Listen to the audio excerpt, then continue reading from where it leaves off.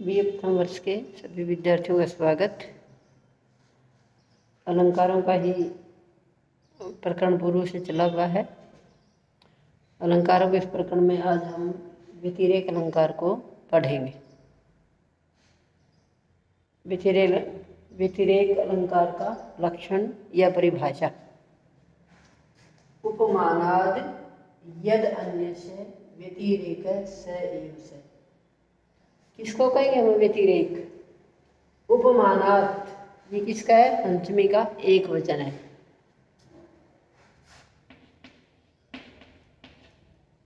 उपमानात, जहाँ उपमान से, यत मैंने जो, अन्य से मैंने अन्य का, अर्थात उपमेय का। जहाँ उपमान से उपमेय का क्या वर्णित किया जाता है?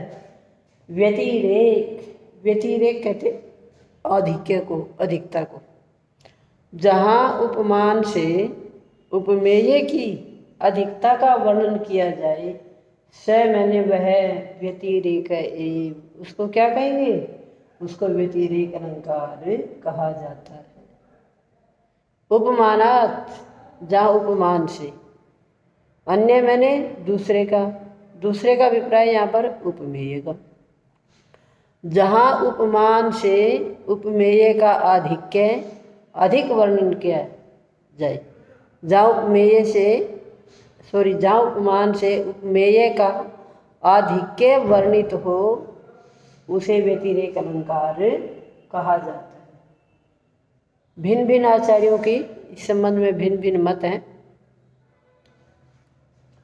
ये आचार्य मम्मट के अनुसार इसका उदाहरण है, क्षीण है, क्षीणोपि शशि भूयो भूयो अभिवर्धते सत्यम वीरम प्रसीद सुंदरी यौवनम अनिवर्ति यातम तु।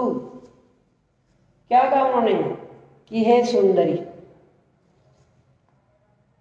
हे सुंदरी रुक जाओ।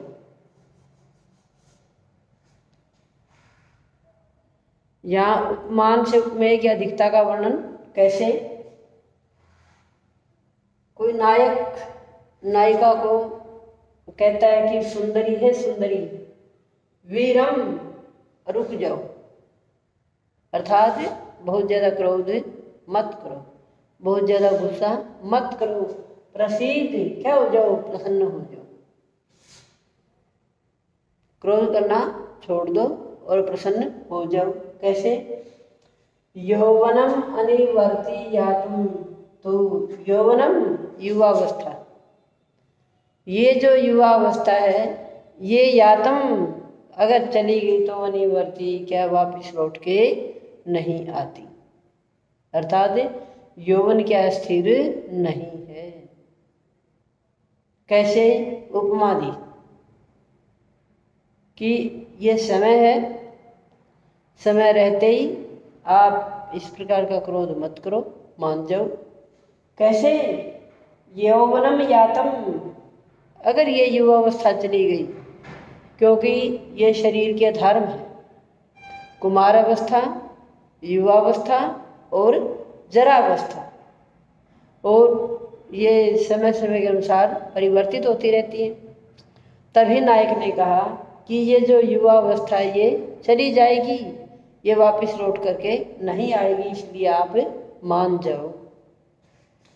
फिर उदाहरण दिया साथ में, क्षीण क्षीणो अपि शशि। क्षीण मैंने प्रतिदिन कम होता हुआ, प्रतिदिन एक एक कला जिसकी घटती जाती है, ऐसा वो चंद्रमा क्या हो जाता है?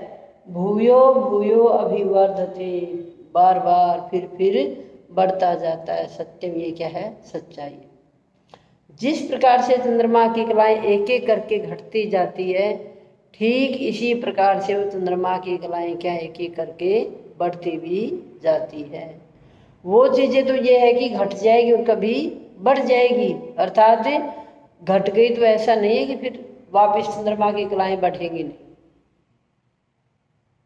अर्थात चंद्रमा की कला घटती हैं, पहले बढ़ती हैं, उसके बाद क्या है? शुक्ल पक्ष में घटती जाती हैं, कृष्ण पक्ष में घटती जाती है और शुक्ल पक्ष में क्या है, बढ़ती जाती है। पूर्णिमा के दिन चंद्रमा की कलाएं क्या होती हैं, सभी पूर्ण होती हैं और अमावस्या के दिन क्या है, चंद्रमा की कलाएं घट जाती हैं। इसलिए उदाहरण क्या दिया इसमें, उपमान से उपमेय का आधिक्य का वर्णन कैसे है कि अगर चंद्रमा की कलाएं घट गई तो वो वापिस बढ़ जाएंगी, लेकिन अगर युवा अवस्था घट गई, युवा अवस्था अगर चली गई तो ये वापिस नहीं आएगी। इसलिए क्या है, आप ऐसा करना छोड़ दो। यहाँ पर क्या है, इस उपमान की अपेक्षा उपमेय की अधिकता का वर्णन किया गया है। आचार्य अलंकार सर्वस्व के जो रचयिता रुयक वे इससे भिन्न वर्णन मानते हैं, लेकिन आचार्य मम्मट इस अलंकार में उपमेय की अधिकता का ही वर्णन मानते हैं। उन्होंने कहा है कि यौवन जो है वो स्थिर नहीं है, अस्थिर है, एक काल के बाद के यौवन बीत जाएगा, इसलिए ऐसा करना क्या है, आप छोड़ दो। तो सार रूप में यही है कि जहाँ उपमान की अपेक्षा उपमेय की अधिकता का वर्णन किया जाए उसको व्यतिरेक अलंकार कहा जाता है। जैसा इसमें उदाहरण दिया कि चंद्रमा की कलाएं घटती हैं लेकिन फिर बढ़ जाती हैं, अर्थात ये घटना एक प्रक्रिया में है, एक बार घटती हैं वापस बढ़ती हैं, फिर घटती हैं फिर वापस बढ़ती हैं। लेकिन नीचे की लाइन में क्या स्पष्ट किया कि युवावस्था चली गई तो ये वापस नहीं आएगी, इसलिए यौवन क्या है, स्थिर नहीं है, वो कुछ काल के बाद क्या है, चला जाएगा। धन्यवाद।